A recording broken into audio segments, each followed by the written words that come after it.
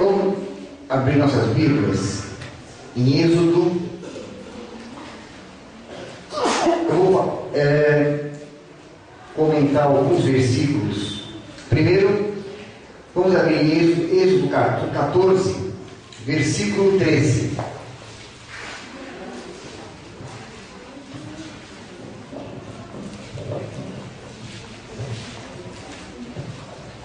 Êxodo 14, versículo 13.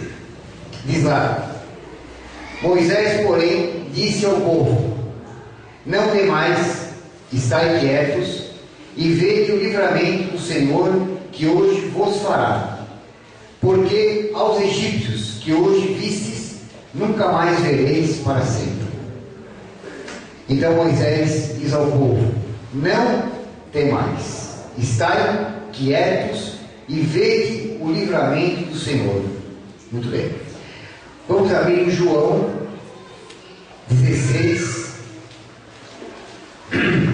33.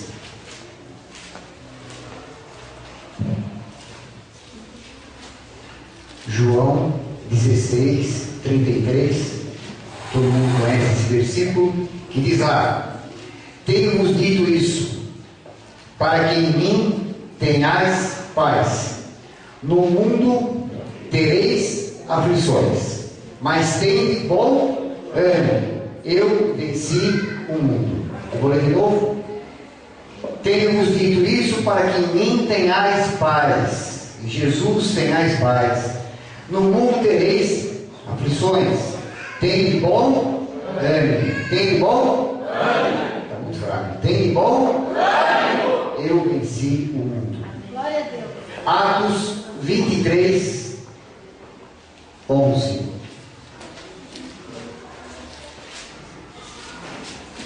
Atos 23, 11.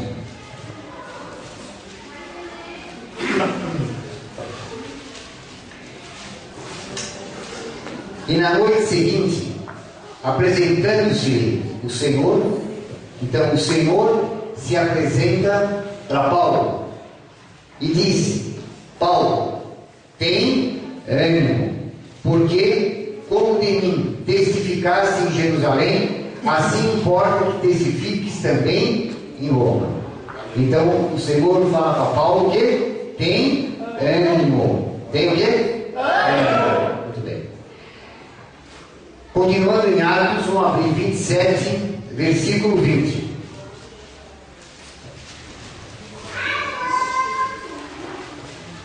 Quem não leu a Bíblia hoje, tiver uma oportunidade para ler alguns versículos, para folhear a Bíblia.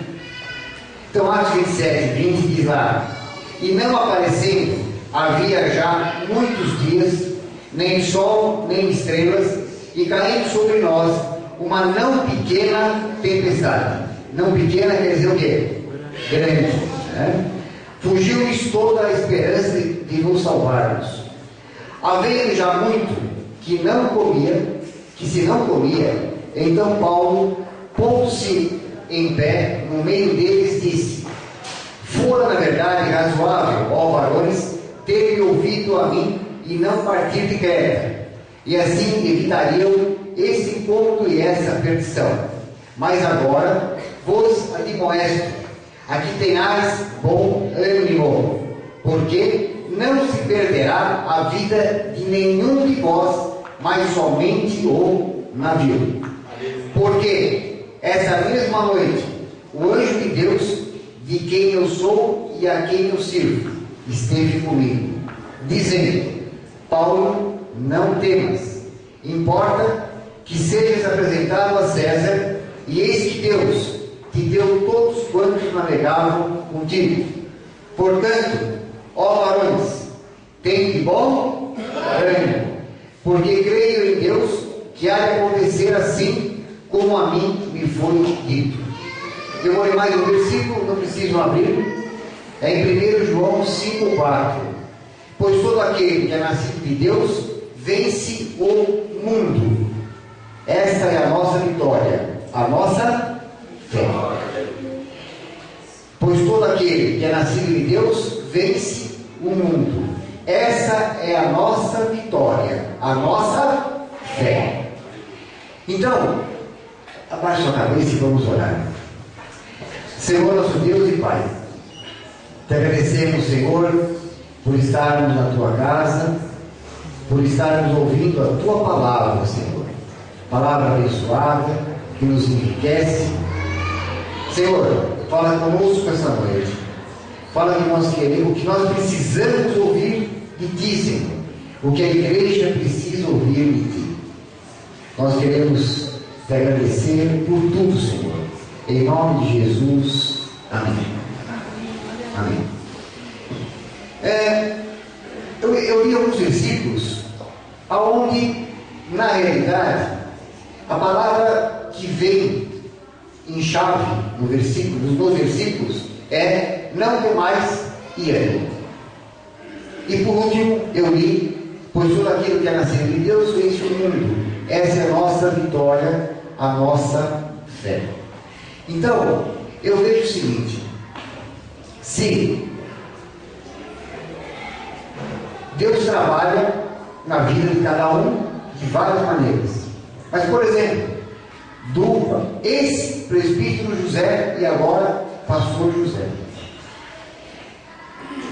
O pastor jovem, por uma revelação de Deus, acaba de consagrá-lo a pastor, mas se ele não tivesse feito um bom trabalho, se ele não tivesse ânimo, se ele não acreditasse, se ele não tivesse fé naquilo que ele está fazendo, ele não seria consagrado.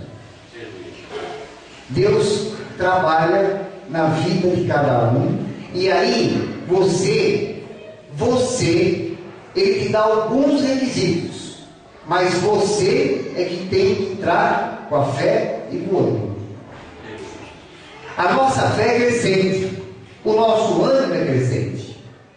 Não é à toa que durante todo o livro da palavra de Deus vai aparecer não temais e tem bom ânimo. Não temais e tem bom ânimo. Não. Se não fosse importante, Deus não falaria. Se não fosse importante, e aí ele fala o seguinte: no mundo você vai ter problema, no mundo você vai ter aflições. Tem bom ânimo. Então, nós vamos ter uma série de coisas. Ele fala isso, ele não engana ninguém, mas ele fala: tem bom ânimo. Ah, mas olha aqui, olha, o menino veio aqui na frente hoje e leu o Salmo 23 e fala assim no primeiro versículo: o Senhor me passou e nada me faltará. Ora, se nada me faltará, para que eu preciso ter bom ânimo? Você precisa ter bom ânimo, que nada vai te faltar. E a Bíblia não é contraditória. Quando ela fala nada vai te faltar, não vai te faltar coisas boas e nem problemas. Esse nada significa o quê? Nada. Você vai ter alegria e vai ter tristeza. O Senhor me passou e nada me faltará. Não vai me faltar alegria na vida? Não vai me faltar tristeza? Não vai me faltar alegria? Não vai me faltar problema? Não vai me faltar vitória? Não. Mas vai me faltar tanto a vitória quanto o fracasso, quanto a derrota. Então, não é nada me faltará só no sentido bom. Também vai ter problema, também não vai te faltar problema. Então a Bíblia não é contraditória. Quando Paulo fala lá, posso tudo naquele que me fortalece, no versículo anterior, ele fala assim: sem ter em abundância e sem ter em escassez. Eu posso ter muito e posso não ter nada, mas eu posso tudo, ou seja, eu posso ter abundância, eu posso ter escassez, mas eu posso tudo naquele que me fortalece. Ou seja, Deus vai estar presente na tua vida, te dando ânimo. Mas o ânimo depende de você. Você tem que levantar, você tem que bater palma, você tem que abrir a boca, você tem que orar, para que Deus se agrade de você. Aleluia. Se você não fizer a sua parte, Deus não vai se agradar de você. Então, O nosso grande problema é que, às vezes, quando ele fala tem bom ânimo, por quê? Porque às vezes não falta preocupação na nossa vida. E a preocupação vai resolver alguma coisa? Não. E aí, isso eu gostaria de ter aprendido muito tempo lá atrás. Eu particularmente, Luiz, gostaria de ter aprendido o que essa palavra do Senhor fala muito tempo lá atrás. Então, quem é jovem, lógico que o Senhor tem um plano para nós no tempo certo. Ótimo, aleluia. Mas quem é jovem, pega isso com grande fervor, porque vai eliminar um monte de coisa. Porque, às vezes, é aquele negócio, a preocupação não leva a nada.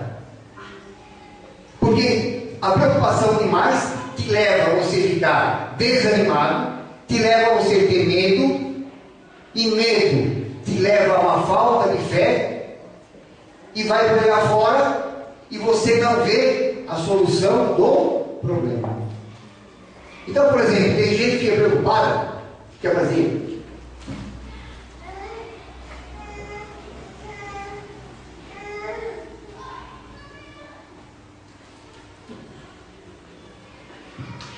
dieta e está preocupado com um monte de coisa. Daqui a pouco ele está preocupado que vão descobrir qual alface engorda. Aí a mãe está preocupada porque a filha conta tudo. A outra mãe está preocupada porque a filha não conta nada. Então gera o quê? Uma nuvem só de preocupação. E aí no versículo, não precisa ler a Bíblia que eu vou comentar, um versículo que é um versículo chave para você ter bom ânimo. Onde ele fala assim, em Filipenses 4, 6 e 7. Não andem inquietos, não andem ansiosos por coisa alguma. Então Deus fala assim para nós: não andem ansiosos por coisa alguma, mas em tudo, você tem que fazer oração, súplicas, agradecimento, ação de graças, e apresentando os seus pedidos a Deus.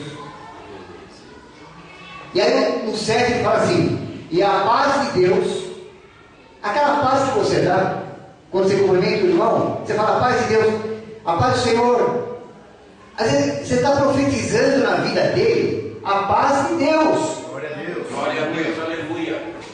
Tem gente que fala a paz de Deus, não fala boa noite, não sabe nem o que está falando mais, é tão automático. A paz do Senhor, a paz do Senhor. Vai. Fala a paz automaticamente, você está profetizando.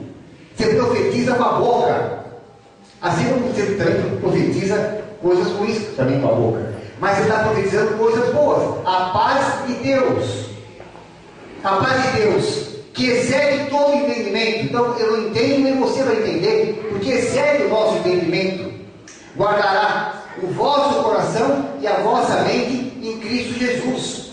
Nós vamos ter a paz do Senhor que vai guardar a nossa mente, vai guardar o nosso coração em Cristo Jesus. Então fala para o teu outro lado: é a paz de Deus, que vai guardar o teu coração. E a partir daí é o seguinte: o que adianta ficar ansioso? O que adianta ficar preocupado? Aí você perguntar: puxa, mas o senhor não se preocupa? Lógico que a gente se preocupa. Nós somos humanos. Mas é o seguinte: não deixa a preocupação tomar um grau, esse grau que você perde a noção das coisas. Tem gente que já começa a chorar, se desesperar, chutar a cadeira. Eu pergunto agora: o que adianta isso? Nada, a não ser mal para a saúde. E aí fica tudo desesperado. E que o fulano está doente. Tá bom, vamos orar. Vamos levar nossos pedidos a Deus. Está falando aqui? Glória a Deus. Adianta eu chorar? Não. Porque quanto mais você chora, quanto mais você entra nesse desespero, você não ora, você não leva o pedido a Deus e você não encontra a solução do problema. Quantas vezes à noite nós vamos deitar e no dia seguinte, por exemplo, amanhã, temos que pagar muita coisa. Certo? E aí, aquela preocupação, nossa, mas eu não tenho dinheiro. Legal. Adianta eu tomar um remédio para dormir? Não. Adianta eu me desesperar? Não. Adianta eu ficar chorando e quieto, irrequieto? Não. O dinheiro surgiu daí? Não. O que eu tenho que buscar é uma solução. Por isso que ele fala, não andem ansiosos, não andem inquietos, antes levem tudo a Deus. Então dobre o joelho, vai orar, vai agradecer a Deus pelo problema, porque naquele problema vai te abrir muitas portas. Glória a Deus, aleluia. Aquele problema que você acha que é problema, vai te abrir muitas portas. Vai te abrir uma libertação, vai te abrir um livramento. A gente não sabe. A gente não sabe. Então, essa ansiosidade, esse nervosismo, né? Por exemplo, eu né, quando tinha 18 anos, fui prestar o primeiro vestibular, eu entrei. Então eu tinha estudado bastante. Não era bastante, muito. Não era muito, era muito. Eu tinha estudado. E aí, eu entrei na prova, eu tremia feito barabeira. De nervoso, de ansioso. O que aconteceu? Tomei pau, reprovado, não passei. No segundo ano, entrei como se fosse para um jogo de futebol. E aí passei. No dia que eu sabia isso aí, não sabia. Não era convertido, não tinha conhecimento. Principalmente esse versículo que é de Paulo e Filipenses. Mas, por exemplo, a seleção, uma grande maioria aqui não acompanhou, mas eu vou comentar o fato. Em 2000, na Olimpíada de 2000, durante o campeonato, durante a Olimpíada, jogou Brasil e Estados Unidos, vôlei, masculino. O Brasil ganhou os Estados Unidos. E aí, continuou o campeonato. Na final, deu Brasil e Estados Unidos. E o Brasil, até então, não tinha sido campeão. E aí, o Brasil entra, e aí é contado isso num livro do técnico. O Brasil entra numa ansiedade, num nervosismo, e o Brasil perde o jogo. Quer dizer, o Brasil perde o jogo, foi para os Estados Unidos? Não, perdeu o jogo para eles mesmos. Perdeu o jogo por causa do nervosismo, por causa da ansiedade.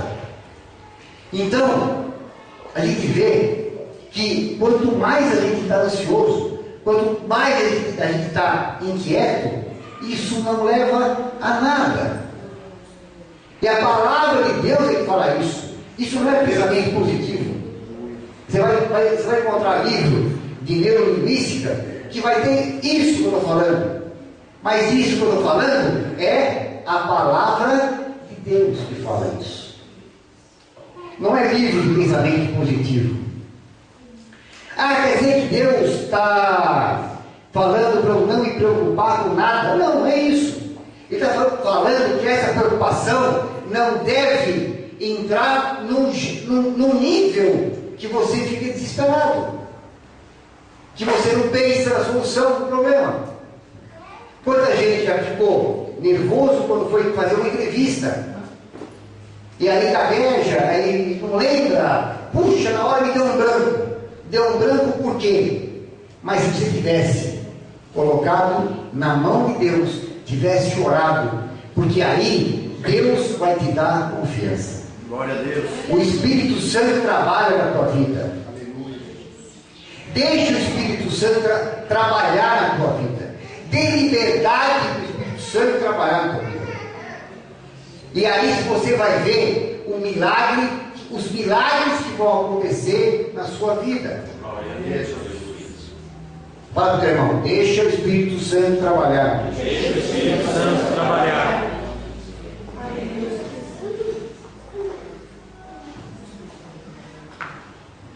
O que eu preciso? Eu preciso, para o Espírito Santo trabalhar, eu preciso me colocar mais no centro da vontade de Deus. E para eu me colocar no centro da vontade de Deus, eu preciso ter mais amor ao próximo, eu preciso ter mais ânimo, eu preciso ter mais fé. E aí começa, quando ele fala, quem vence o mundo é a nossa fé. Quem vai vencer o mundo? Qual é a nossa vitória para vencer o mundo? A nossa fé. A fé nada mais é do que o agente ativador do ânimo. Então é assim, a fé, diz lá em Hebreus 11, né? A fé é o firme fundamento das coisas que não se veem e a prova das coisas que se esperam. Você vê o que vai acontecer? Não, mas eu tenho fé que eu vou passar, que eu vou ser curado, que eu vou ter uma vida boa, que eu vou aquele emprego é meu, que eu vou ser promovido. Então você acredita, você tem fé. Esse é o elemento primordial. A fé é o agente ativador do ânimo. E o ânimo é o agente ativador do ser. Então você quer ser uma pessoa animada, eu tenho que botar ânimo, eu tenho que botar, vai ativar alguma coisa em você que é o ânimo. E aí ele fala que a fé é exatamente acompanha o ânimo. Pega como exemplo a mulher do fluxo de sangue, né? 12 anos, né? Com hemorragia. 12 anos de hemorragia. E aí ela vai capengando, gastou tudo, em médico, não resolveu nada. Mas aí ela ouve Jesus, que Jesus vai passar por lá. Aí ela acredita, ela tem fé que se eu tocar nele, eu sou o quê? Curado. Por que aquela mulher foi curada? Porque ela teve fé. E aí, eu pergunto, bastou ter fé? Não, ela estava fraca, ela enfrentou uma multidão para poder tocar em Jesus. Ela era rejeitada na sociedade por causa da sua hemorragia, por causa do sangramento. E aí vem assim, ora, ela é rejeitada, ela não pode ficar no meio do pessoal, muito bem? E aí ela insiste, não, mas eu vou. Ela tem que ter ânimo, ela tem que ter força para chegar a Jesus. Na hora que ela chega a Jesus, ela toca nas vestes de Jesus, Jesus fala, quem me empurrou, porque de mim saiu poder, de mim saiu virtude. E ela fica meio apavorada, porque ela não sabe o que vai acontecer. Ela com tremor e temor, ela fala, fui eu. E aí, quando ela toca, ela é curada, e aí ela se apresenta a Jesus, ela fala, fui eu. Aí Jesus fala, filha, a tua fé te salvou. Glória a Deus. Glória a Deus. E aí Jesus usa um termo carinhoso, filha. Poucas vezes na Bíblia, Jesus fala o termo filha. Para essa mulher, falou. Porque Jesus é Deus. Jesus está sabendo o que aquela mulher fez para ir lá tocar. O que ela usou de fé para acreditar em Jesus. O que ela usou de ânimo para chegar aos pés de Jesus para poder ser curada. Agora, por que você não pode ter a mesma fé e o mesmo ânimo? Da mulher cananeia, que ela tem um discernimento, que a filha está endemoniada, ela vai atrás de Jesus, os discípulos não querem que ela converse com Jesus, e aí ela vai atrás de Jesus, e Jesus fala, mas eu não vim para vocês, eu vim para os filhos de Israel. Aí ela fala assim, mas até os cachorrinhos comem da migalha que cai da mesa. Ela mostra o seguinte, olha, meu Senhor, Deus, Senhor Jesus, o que sobrar já está bom. Aquela bênçãozinha já está boa, aquilo já me basta. E aí Jesus vira para ela e fala assim, vai, a tua filha está curada, grande é a sua fé. Glória a Deus. Então se Jesus fala, grande é a sua fé, é porque a fé tem medida. A fé tem medida. Aí nós chegamos num patamar importante, porque quando Jesus está na tempestade, quando Jesus vem sobre as águas, e aí, eu não tenho tanta expectativa quando Jesus vem sobre as águas, porque Jesus faz milagre. Jesus é Jesus, ele faz mil coisas, ele cura, ele faz o que ele quer. Então o problema é, o que me admira é Pedro andar sobre as águas, não Jesus. Jesus é tranquilo, porque ele faz o que ele quer.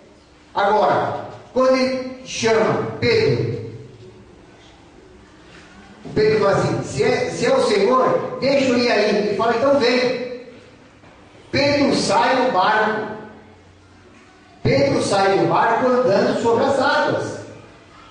Esse é um grande milagre que acontece, porque Jesus manda, quando ele fala, vem, filho, vai, porque a vitória é certa. Glória a Deus. Glória a Deus. Repete comigo. Quando Jesus falar, vem, eu vou, porque a vitória é certa. Porque a vitória é certa. Aleluia. Glória a Deus. E aí Pedro vai, andando o quê? Sobre as águas. Esse é o importante. Mas aí a Bíblia fala que Pedro está recebendo um milagre. Pedro está recebendo uma bênção. Como muitas bênçãos nós recebemos. Mas o texto me fala que bate um vento. E Pedro fala assim, e Pedro teve medo. Pedro teve medo. E aí, na hora que ele teve medo, na hora que ele olhou, que ele está sobre as águas, ele teve medo, o que acontece com ele? Ele afunda. Ele afunda. O que eu concluo daí? E aí Jesus pega na mão para salvar.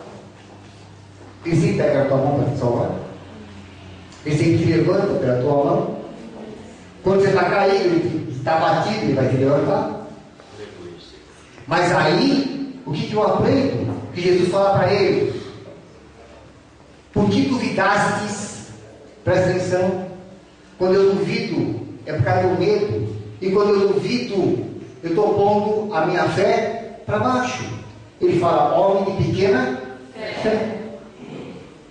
Mas aquela mulher cananeia, ele fala, grande é a tua fé. Para a mulher ele fala, grande é a tua fé. Para Pedro ele fala, homem de pequena fé.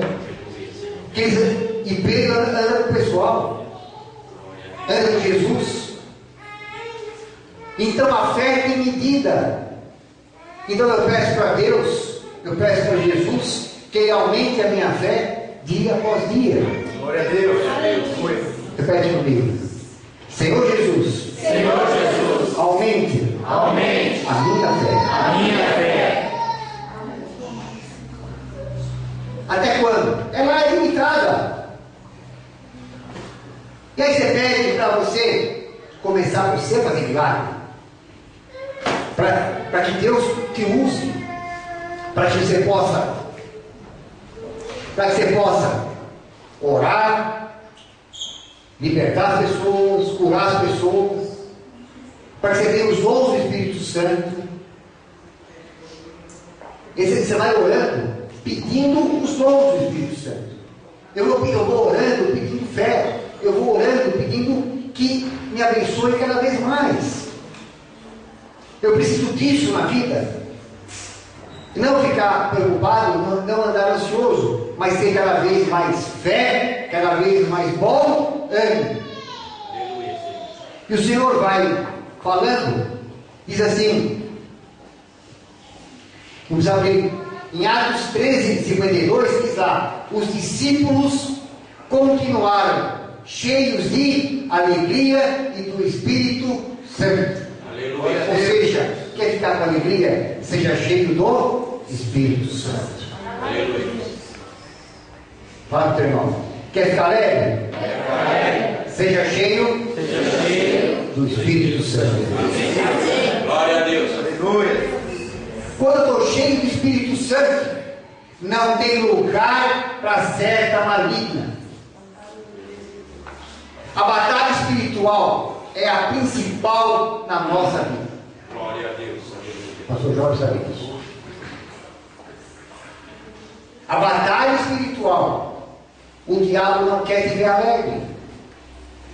O diabo quer te ver, quer que você esteja o quê? Preocupado, triste, chateado, chorando. É isso que ele quer. Porque quando você está alegre, está cheio do Espírito Santo. Aleluia. Então ore. Agora é o seguinte: existe uma coisa na batalha. Se nós estamos falando de batalha espiritual agora, estou falando que o diabo quer, o inimigo quer te derrubar sempre, quer te derrubar cada vez mais.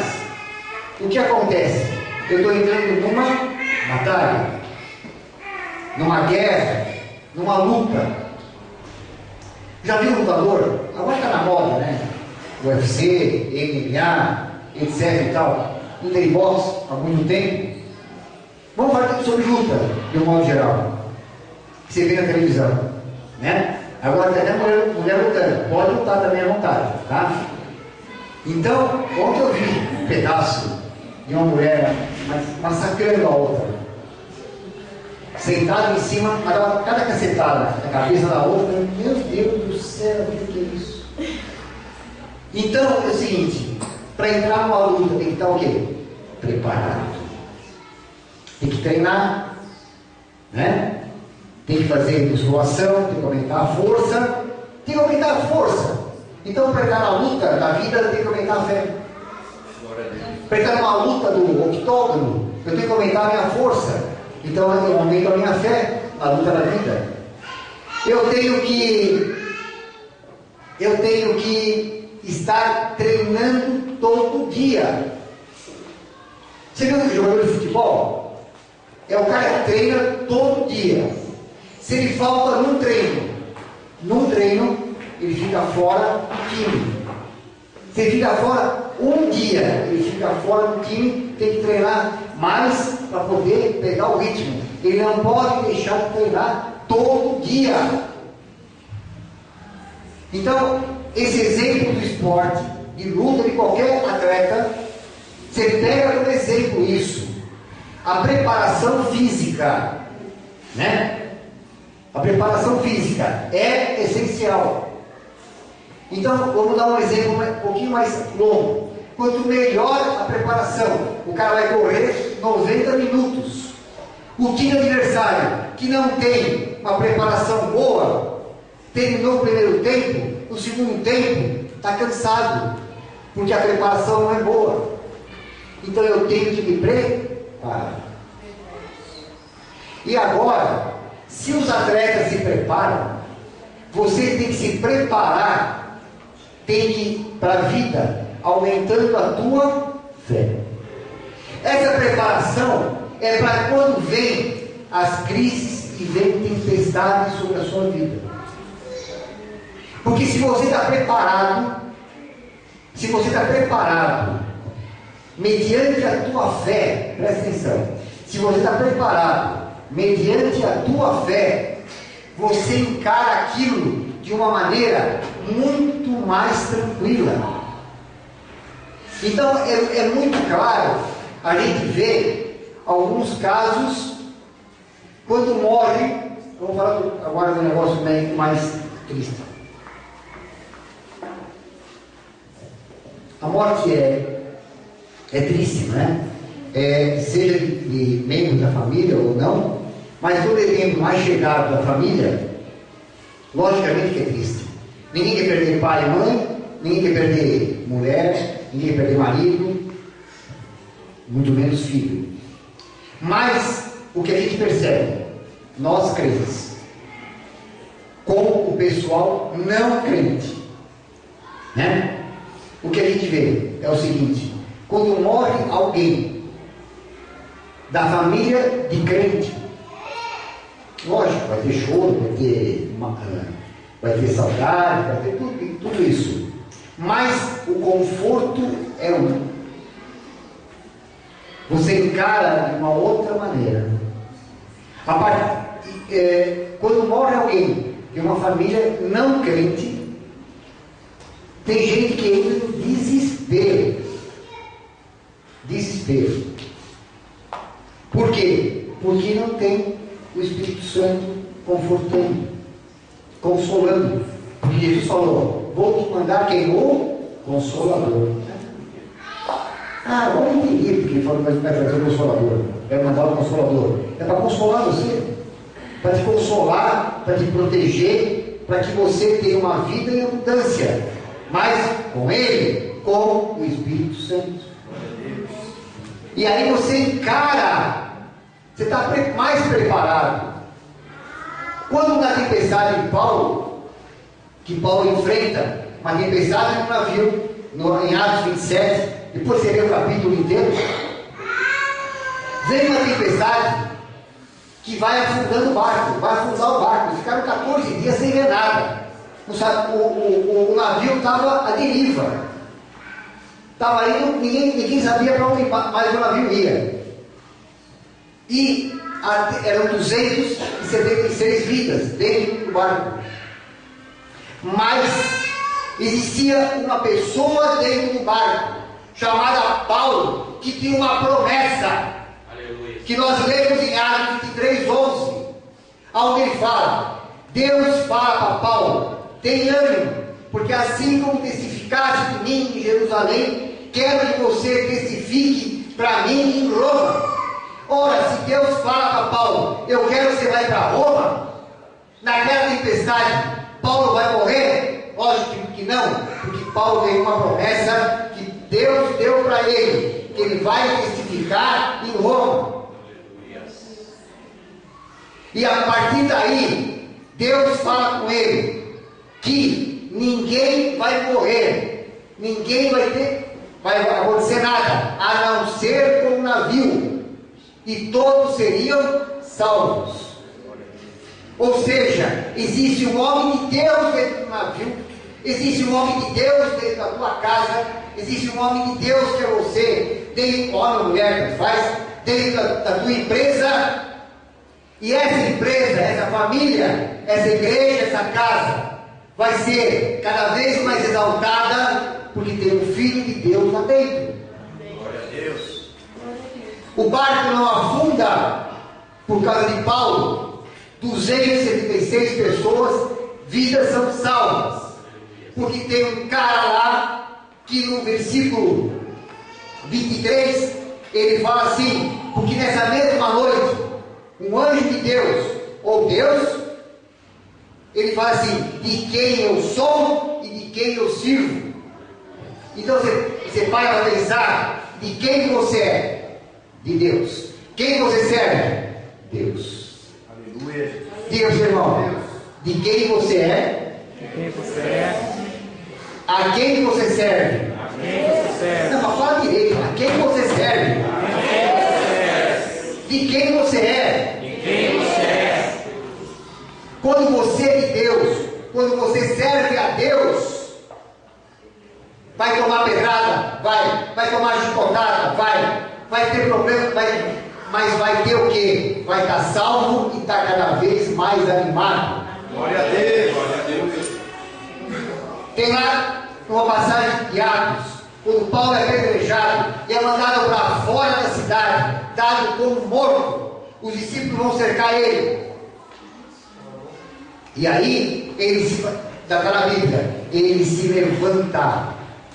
Quem é que se levanta? Paulo. Por que se levanta? Tem bom ânimo. Que está animado. Ele se levanta, entra na cidade de novo e no dia seguinte sai com Barnabé para fazer a obra. Aleluia. Ou seja, ele não esmorece. Isso não só está animado, como está tendo o quê? Persistência. E o cristianismo é o cristianismo hoje, óbvio, por causa de Jesus Cristo, mas o grande ícone do cristianismo, tirando Jesus, é Paulo. O maior apóstolo após Jesus Cristo. Ele é o que mais escreveu no Novo Testamento. A maioria das cartas, a maioria da doutrina do cristianismo é escrito por Paulo. Então Paulo pega um cara que era, veja bem, que era contrário ao Evangelho, era perseguidor dos cristãos, matava cristãos. Então aquele cara que antes era inimigo do cristianismo, vira-se o quê? O ícone do cristianismo. Glória a Deus. E vai apanhar bastante por Jesus Cristo. Pelo cristianismo, ele apanha, e vai acabar morrendo. Mas nada tira o ânimo de Paulo. Chega numa certa hora que ele está tão assim, que ele fala assim: seja meus imitadores. Quer dizer, ele nem fala para imitar Cristo. Ele fala para imitar a ele, a Paulo. Porque se nós formos ver a vida de Paulo, é uma beleza de perseguidor. Ele passa a ser perseguido, a ser um maior evangelista, o maior abridor de igrejas, o maior pregador do cristianismo, abrindo igrejas, fazendo coisas no reino de Deus. Por quê? Porque ele nunca esteve em falta do Espírito Santo. Aleluia. Ou seja, ele estava sempre cheio do Espírito Santo. Aleluia. Repete comigo: Paulo, eu quero ser igual. Quero ser igual. Cheio do Espírito Santo. Repete comigo, mais cheio do Espírito Santo. Quando foi de batalha, até Jesus foi tentado, né? Em Mateus 4, você vê lá, né? Que Jesus, quando vai da tentação de Jesus pelo diabo, o diabo é tão sagaz, e vocês sabem disso, e se não sabem, vão ficar mais sabendo um pouquinho mais. Ele usa a Bíblia para poder convencer Jesus.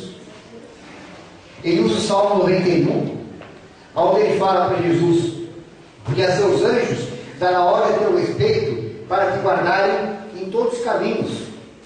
Ele fala: eles te sustentarão as suas mãos, eles vão te sustentar se você tropeçar em pedra.